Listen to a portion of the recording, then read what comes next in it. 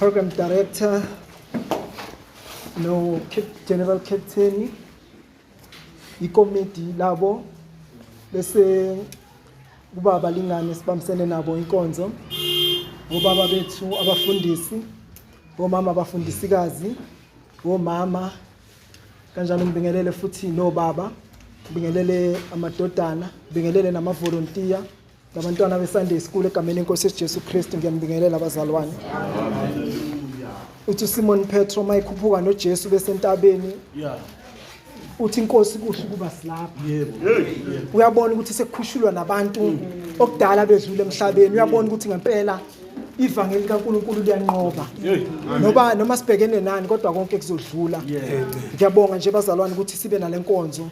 Ngiyambonga uNkulunkulu ukuthi usigcinile kwaze kwala ngathi sonke besingamemeza sithi Ebenezer uJehova usizile ngoba silapha nje kumanje abantu bayalala bayaginqika sazi ukuthi kwenzakalani kodwa sempini bathi abantwana baIsrael ngenye ilanga solihuba kanjani ihubo lokudumisa kodwa sisekuthunjweni ngoba bayizwa isimo abakuso ukuthi asivumi ukuthi bajabule njengokujwayelekile nathi sikuleso simo kodwa ngiyabona abazalwane bahuba ukuthi ithemba lisekhona lokuthi ngenye ilanga uNkulunkulu uzoba nathi sonqoba. Ngiyabonga abazalwane bathi abazalwane ilithizwi abafethu abadlule kulo masithobeke masisithoba uJehova ukuthi ngesikhathi esifaneleyo asiphakamise ukuthi umfowethu mayithinta uthinta indaba yomphongolo wesivumelwano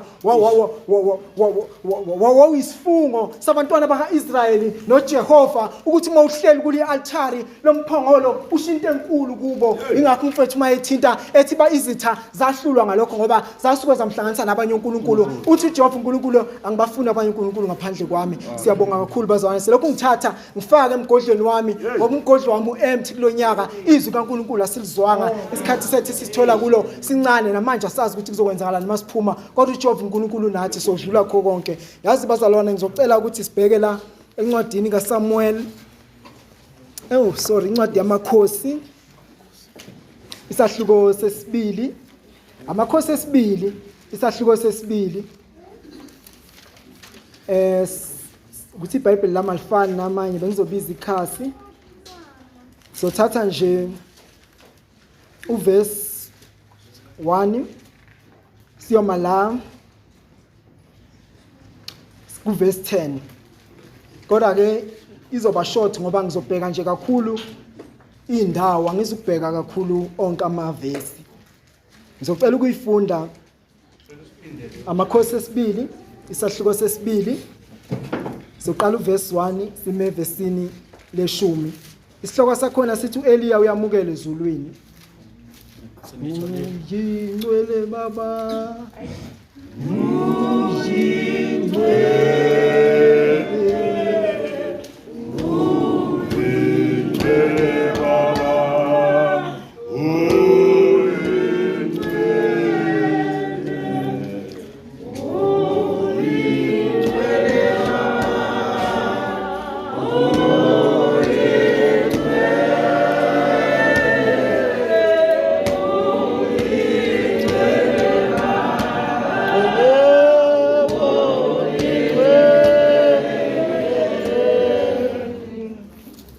ukufunda amakhosi esibili isahluko sesibili siqalela kuverse 1 sime evesini le10 ifunda kanje uEliya uyamukela ezulwini wathi lapho uJehova ekomkhuphula uEliya eya ezulwini ngesivunguvungu Eliya wasuka eGalgali noElisha uElisha ivesi lesibili uElisha wathi ku uEliya wathi kuElisha ake uhlale lapha ngokuba uJehova ungithume eBethel. Kepha uElisha wathi kuphila kukaJehova nokuphila komphefumulo wakho angikukushiya behlela ke eBethel. Verse 3 amadodana abaprofeti ayiseBethel aphuma aya kuElisha athi kuye uyazini ukuthi uJehova uyakususa inkosi yakho kuwe namuhla na? Wathi yebo ngiyakwazi thulani. Verse 4 Eliya wathi kuye Elisha ake uhlale lapha ngokuba uJehova ungithimile eJericho.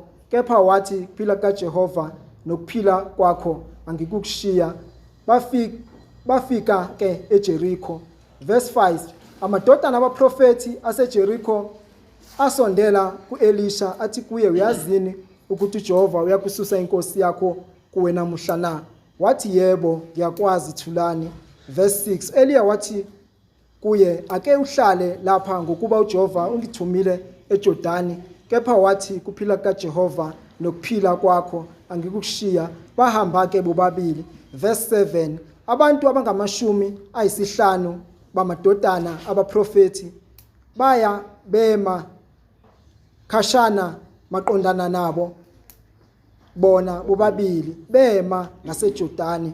Verse 8, Eliya wathatha ingubo yakhe wayisonga washaya amanzi ahlukana ngalapha nangalapha, bawela bobabili emhlabathini womileyo. Verse 9, kwathi sebewelile uEliya wathi kuElisha, cela engiyakukwenzela khona ngingakasuswa kuwe. Wathi uElisha, makuphindwe kabili umoya wami kuwe, umoya wakho phezu kwami.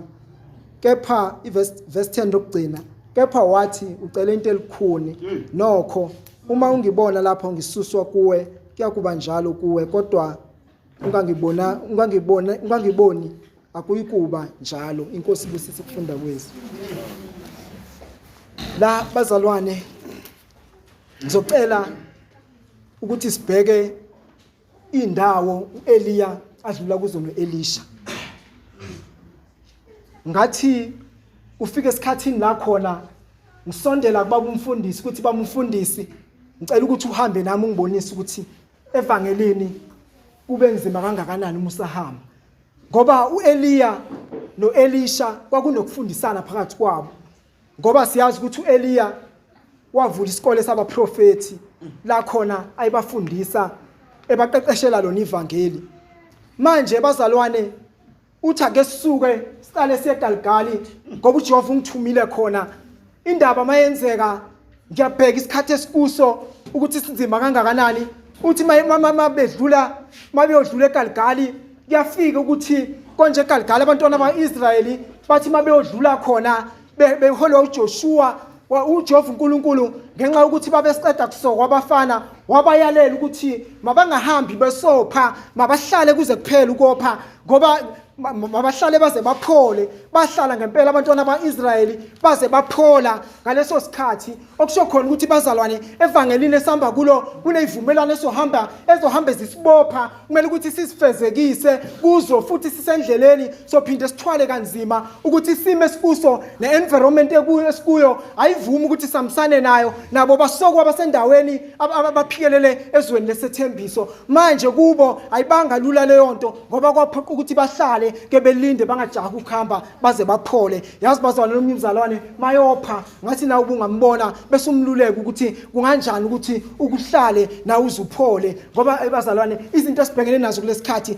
zinzima kakhulu. Uyasuka uEliya uthi asambe naye, mayisahamba naye bayamtshela abaprofeti ngoba nabo babeyibona izinto, bathi uyazi ukuthi inkosi yakho ukuthi izosuswa kuwe namhlanje. Uthi ngiyakwazi lokho, uthi thulani, ngoba phela naye wayembonisa uNkulunkulu, wayekwazi ukuthi khona kuzokwenzeka. Kodwa into abayenzayo bona ababalandeli ukuthi bahambe nabo bakubona ukususwa kwakho ukuthi njani, kepha babuyele emuva. Manje bazalwane, into eyenzakalayo, uyasuka mayisesuka uEliya ukhuluma noElisha uthi asambe edlule siye eBhetheli. Mabephikelele eBhetheli, siyakhumbula ukuthi eBhetheli ila khona uJakobe athi mayisebalekele uIsaka khona wakhathala walala. Wathi mayelala khona kwafika ingilosi yamthinta, kwafika ingilosi zehla zenyuka kuyisikhweli eyiphupha zimbonisa izulu. Wavuka kulo ndawo wabeka itshe wathi uJehova ukhona kule ndawo. Nami ngisho njalo namhlanje ngithi uJehova ukhona kule ndawo.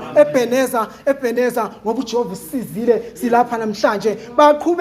Baqhubeka bayahamba uthi asiphikelele eJericho. Babephikelele eJericho iJericho kwakuyindawo okwangangeni noma kuyo noma yini umuzi owubulala abaprofeti owusuqale kusiwe okwakwaziwa kuwo ukuthi uma kwangena uyoshumayela ivangeli kaNkulunkulu ngeke uphume uphila kodwa uthi asidluleni siye eJericho ngoba nakhona kuyahambeka ngoba uJehova isithumile uthi kumele sidlule lapha bathiwa basondela nakhona amadodana abaprofeti athi niyazi ukuthi inkosi yakho ukuthi izosuswa kuwe namhlanje uthi ngiyazi thulani manje bazalwane into enzakalayo eJericho nakhona bafike badlula ngoba uJehova uNkulunkulu wayenayo Eliya yazi bazalwane mangisakhumbula lokho ukuthi wadlula ngikhumbula ngesikhathi uEliya ekhala kuJehova esesehlane esefikelwa nawo ukoma wavele umuntu kaNkulunkulu wahlala phansi wayeseyakhuleka wathi Jehova ngicela usasungithatha ngoba bonke abaprofeti ebenginabo sebebulewe sekusele mina ngedwa nami bangizingela lithi izwi wathi mayelala esifika ingilosi kaNkulunkulu yamthinda athi Eliya vuka udle nali iqebelengwana elishisotsheni nophisi lamanzi uphuze ngoba indlela usazoyihamba iseyinde ebazalwane indlela usazohamba iseyinde noma abanye bethu bezokhithika kodwa Ebenezer ngoba uJehova uNkulunkulu usizile uthi uEliya sambe babesaqhubeka besahamba baphikelele eJordani bazalwane yila khona kwenzeka khona into eyisimangaliso bathi abantwana baIsrayeli mase kufanele ukuthi balwele behamba noJoshua wayaleza uJoshua ukuthi hayikhona ngathi asizukwazi ukwela la wathi akusondele abapristi mabesondela abapristi uthwa wamisa abawu12 wayesethi lona lo mpristi makaphathitshe lelo tshelelo nalelo walibeka endleleni la abantwana baIsrael bazonyathela khona lithi izwi kwaqala bona abapristi banyathela